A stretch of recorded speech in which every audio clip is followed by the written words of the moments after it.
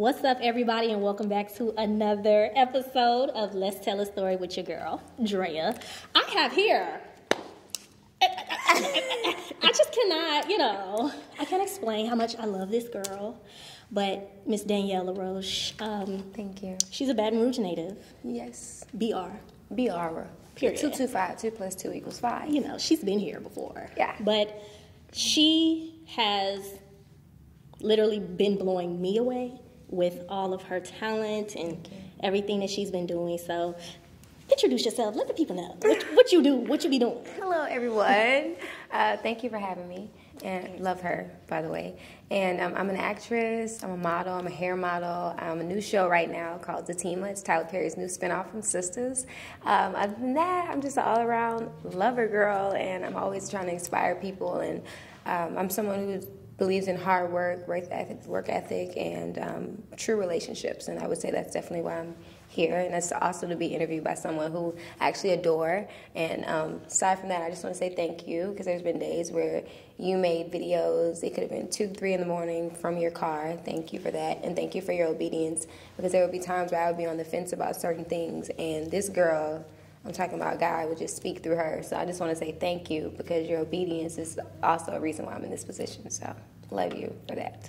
First of all, no, thank you. Like, you have no idea. Them videos, look, going through it. But I actually wanted to start with that, giving your flowers too. Like, the last time we saw each other, we were on some type of rooftop. I don't know. We were somewhere in Baton Rouge. Yeah. And I didn't know she was in town, so you don't know it, but when you spoke into me, I was at my lowest. Oh my God. I was. And when you spoke into me, it was just like, first of all, it was confirming to what God was already talking to me about. And it spoke to my confidence, it spoke to my healing journey, it spoke to my everything. And when you said what you said, I was like, well, let me get back up. Let me go ahead and pursue the thing that, God has called me to do. So I want to say thank you for that. Oh my God, I'm living in pursuit. I love you. I live in pursuit. But, oh my God, and I just love you. But for people who do not know, where did you get your start? Like, what was the moment, or where was the moment in your life where you knew for sure, like, I wanted to pursue music, or I wanted to pursue some type of craft? Like, where were you? Well, I mean, ever since I was a small child. I mean, when I was 3 years old, I had my own TV show called Save the Drama for Your Mama. Okay, and I would sit my parents down and interview them and wanted to know about their day, and then I would do this whole talk show intro. So I've always, known that I was some type of entertainer. In school, I did everything. I did music, I did dance, I did drama, and I would say as I got older, you was in the school system I was in, you had to start dwindling down your electives, so you couldn't take art and music and drama. So I would notice that every year when I had to choose, that I was choosing drama, right? And I was in all these drama camps, and I was a part of this wonderful program called City at Peace, and we wrote our own musicals and plays, and it was just so community, and I just found my sense of, I felt like I was using the most of myself in acting, and, it just really, really pushed me. I was the flower in Alice in Wonderland at the Baton Rouge Little Theater when I was 12. Come on, Alice I was in all Wonderland. on the paper. I remember knowing what that felt like, and we were selling out shows. I'm like, we selling out shows, So I had very humble beginnings from the school plays at Broadmoor Middle, and I mean, I was in a film when I was 18 months. I was Baby in a Stroller with Denzel Washington, and Everybody's All-American, and I never pursued acting again seriously until I was 17. And so I had the chance to be in a film that's still on Amazon Prime. I saw it on Tubi the other day. It's called Kiss the Bride, and I was 17 years old, and from that point on, as an adult, I fully pursued acting on my own without, my parents allowing me this, or without it just being in the school. So I just kept going. I didn't know that. Yes. I didn't know that. Yeah. But I guess I say I don't know that because of just our relationship that we have and, everything like that. But when I saw that you got the role for Belinda in the hit TV series, Zatima, when I tell you, I'm so proud.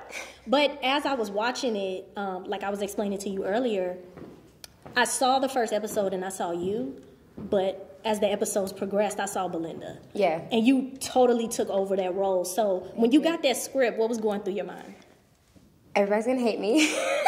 I'm not gonna lie. But it's not my only show I have coming out this next year. But it's like I felt like I've been playing the villain. But I mean, in acting and our different methods, I've known that I could play like powerful roles or like persuasive roles. And so I just knew that the way I read the character, her decisions are so wild. You know, like she does things that are like, what is wrong with this girl? You know, like people are constantly making comments like what is just wrong with Belinda? So I decided to play everything so genuine and so real. I didn't make a joke out of her. I didn't judge her because there's no way I can portray her while judging her. You know, I can't go up there acting like Belinda and be like, she's so stupid. You know, no, I had to fully stick beside her. We had to and I'm still, we stuck. Me and Belinda. Don't play with my girl. Like we've never been a Belinda before. Yeah, like you've never had a teeny Belinda moment. And maybe you just, you know, Mother of Jesus somewhere. I don't know, but I doubt it. But I know that what people love so much that I've discovered, because it's like people will run up to me and they're like, I love your character. And I'm like, really? So you weren't expecting that. Right. And people said to me that they loved the fact that she's flawed and it's in your face and it's not hidden. Because for me, Belinda has a hell of a backstory. She comes from so much trauma, and so I had to have a reason for every time I did something that may have just been like wild or insane to someone else. I put so much behind it and made it so real for her. So I didn't just like, oh, I'm just going here and play with it. I took it very serious. So, and we can tell that you actually embodied who Belinda was, and I'm pretty sure you do that with all of your roles. But when it comes to choosing a role, like, what do you look for in that particular role? Well, I think the important thing in this industry is knowing your worth, knowing who you are, and knowing where you're trying to go. So everything has to align with that. If you choose a role and it doesn't align with where you're trying to go or what you're trying to do, like right now, I'll be honest, you know, once Belinda's character is very, you know, sexual and rowdy, but she's more serious for me. So right now I'm getting a lot of auditions for things that are very over-sexualized, you know. But I'm also having directors who are seeing my talent saying, hey, I'm willing to tone that down because I love your talent. You know, we've never seen Denzel Washington have a sex scene. You know, I've done it. A couple of times in my career. You'll see it coming out soon on TV. But I love the fact that for his journey, he said, that's what I'm not going to do. So he couldn't accept any roles that didn't line up with that. So for me, I think about, you know, either before my father passed, he would tell me, like, oh, I don't mind you doing that on TV, or I don't, and it's like that little feeling inside of me sometimes. It's like, dang, I'm so glad he was able to say that to me before he left, because a lot of times we miss out on things in life where we're like, I'm not going to choose this, but I choose characters that are going to push my purpose and push what, you know, the goal that God has given me. So when things are far outside of that range, I turn down roles. You know, I'm not just going to say I just turn down roles all the time, but I don't just take every role that I book. Yeah, and that's important. You know? So you speak about your worth and everything like that. What was the journey like of discovering your worth? Because I feel like a lot of times us women, we compare ourselves to what we see being displayed in the media industry. Yeah. So as far as your personal journey, like what was that time like in your life discovering your worth and your confidence? The things that I can think that I went through not knowing my worth. And we're not just talking about, you know, being promiscuous or, you know, being this way with your money. No, I'm like not knowing your worth, like dollar sign wise. Like, I mean, like, how much peace is this worth? Like, is this worth my peace? Is this worth my joy, right? So my journey getting here has very much been and it's funny that you say that. I don't know why I feel to just push the conversation this way, but there's so many women that deal with this, and it's like it gets brushed over so much. But I definitely was a victim, now a survivor of being molested and things like that as a child, and that can very much snatch your self-worth from you without you even being aware of it. So I'll be honest, I had to go to a lot of therapy. I went to an awesome retreat in Salt Lake City called the Haven Retreat, which is for like women who, you can be any age, but if you were molested under the age of 18, it's you go stay on this huge resort and you meet with and it's just amazing. You do group, and so that was a huge shift for me. It was very big for me because I personally believe that, you know, we find our worth through, like, the things we go through in life. You know, if people are valuing us, then we're like, oh, I'm worth a lot. And if people are treating us bad, we somehow think I'm worth nothing, right? And that's not necessarily true. So I had to go and learn and realize that I had been walking around with so much shame and so much guilt that I didn't even muster up on my own. It just was kind of put on me, you know, as an innocent child.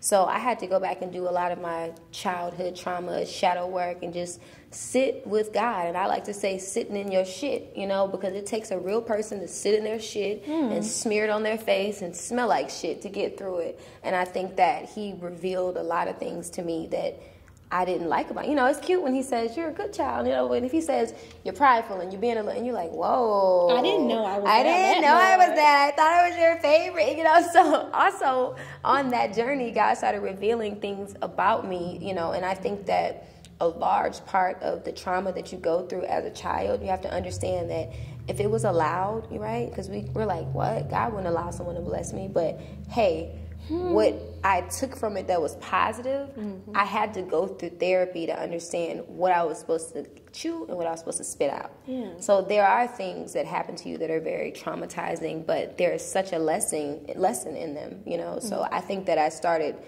looking at it more of like, okay, I was chosen to go through this, and I can be an advocate for women. And so that's honestly where, because I was so loved as a child, and people always told me I was beautiful and I was smart, and I've never really had anyone tell me that I wouldn't make it, but everything in my life told me I wouldn't make it.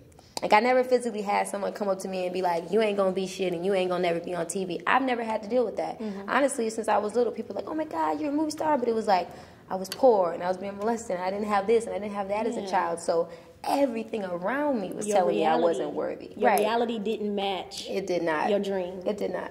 So that time, like just going through your shit, sitting in it, having that time with God, what was the biggest thing other than your worth that came out of that time?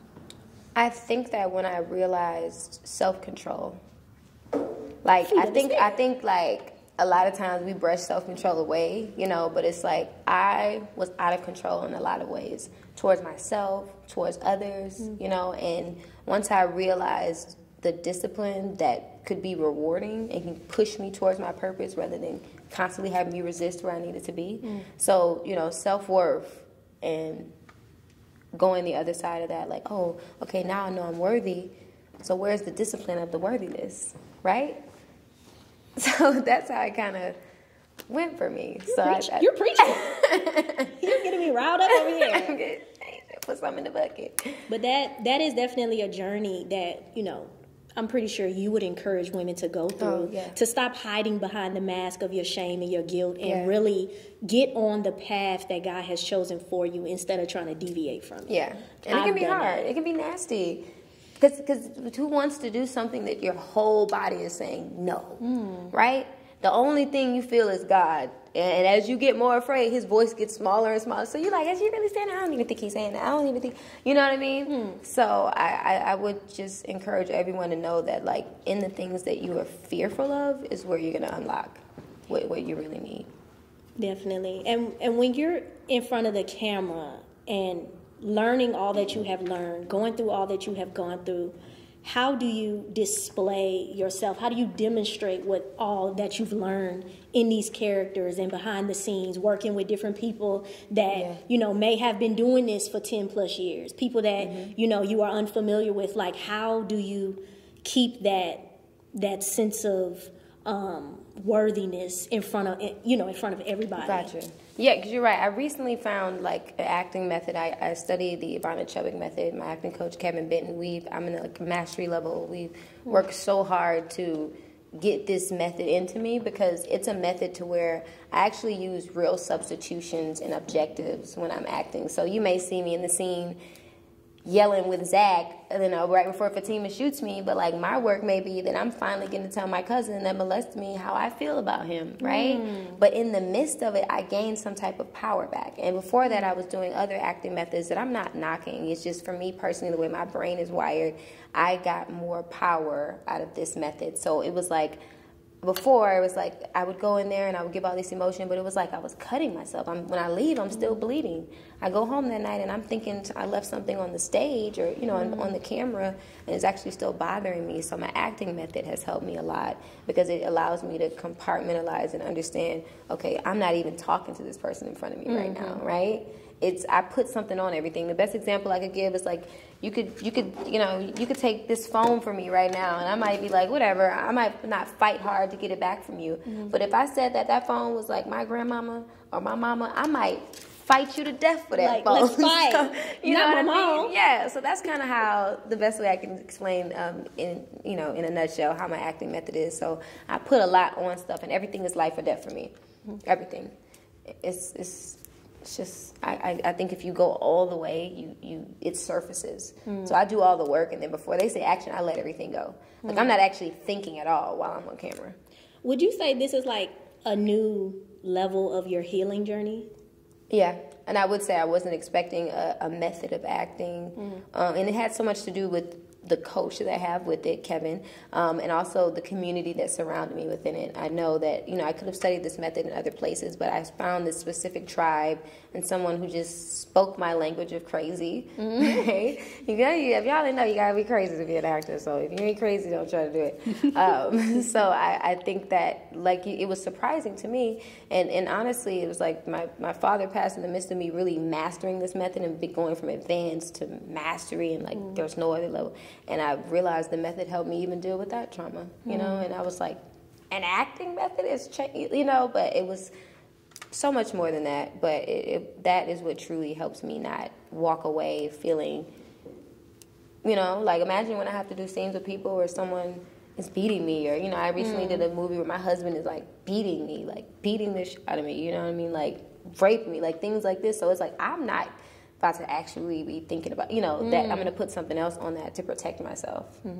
So you're actually like just telling a story through your art. Yeah. And that's what you've always done. That's what you've always been attracted to. And I'm so glad that you are transparent as you are.